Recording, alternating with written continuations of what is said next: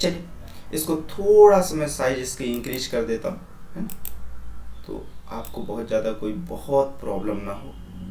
है कुछ नहीं इसमें, इजी क्वेश्चन है। चलिए मेरे पास क्या बोला है, 2 blocks each having mass capital M rest on frictionless surface, ये पूरा सरफेस ऑफ फ्रिक्शनलेस है, as shown in figure. If the pulley are light and frictionless and capital M on the inclined is allowed to move down, then tension in the string। ये question में बोल रहा है capital M का motion of किस direction में है, नीचे की डायरेक्शन पे, तो इस पे टेंशन ऑफ फोर्सेस कितना होगा।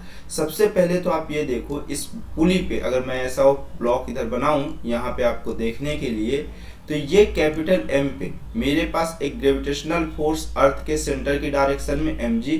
अब इसके 2 कंपोनेंट होंगे, एक कैसा सरफेस के परपेंडिकुलर mg cos थीटा, और एक सरफेस के अलोंग मेरे पास कौन सा होगा mg sin थीटा। ऐसा ही मेरे पास नॉर्मल रिएक्शन ऑफ n होगा। लेकिन एक चीज आप देखो, अगर बॉडी नीचे साइड जा रही है, अगर मेरे पास ये फ्रिक्शनलेस सरफेस है तो mg sin थीटा इसे नीचे लेके चला जाएगा।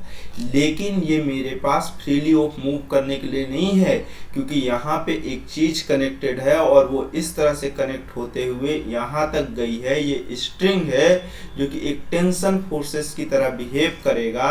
ये स्ट्रिंग में टेंशन ऑफ इस तरह से क्रिएट होगा, ये टेंशन ऑफ T हुआ और इसके इक्वल और अपोजिट T ये होगा।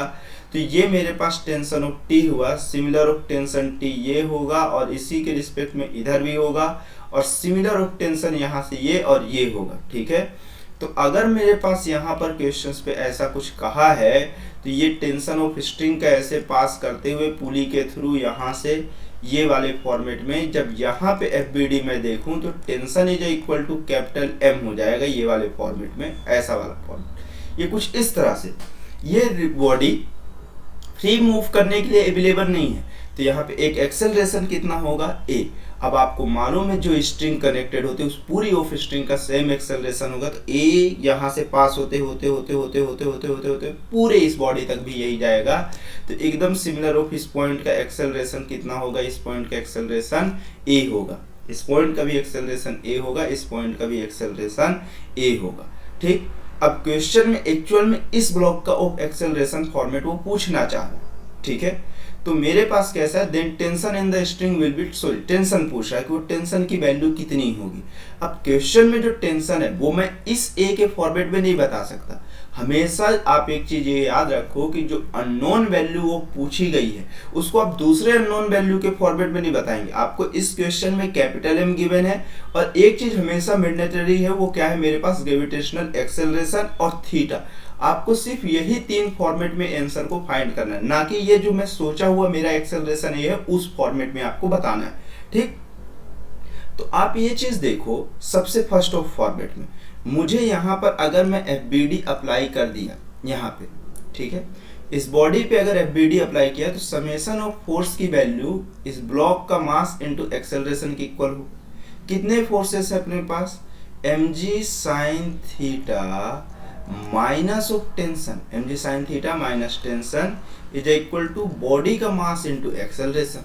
अब देखो, मैं यह भी बोला कि मुझे ये टेंशन की वैल्यू तो पूछा है, अब ये टेंशन की वैल्यू मैं दूसरे अननोन के फॉर्मेट में नहीं दे सकता, तो मैं इस FBD को उठा लेता हूँ।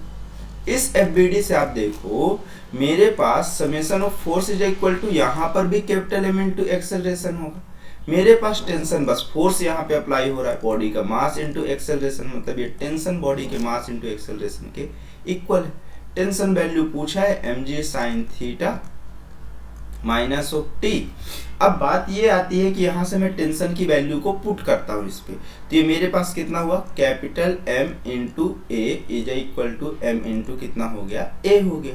तो यहाँ से आपको ये समझ में आया कि mg sin थीटा की वैल्यू ये दूसरे साइड जाएगा तो ऐड होगा, 2ma हो गया, और m और m कैंसिल आउट हो गया।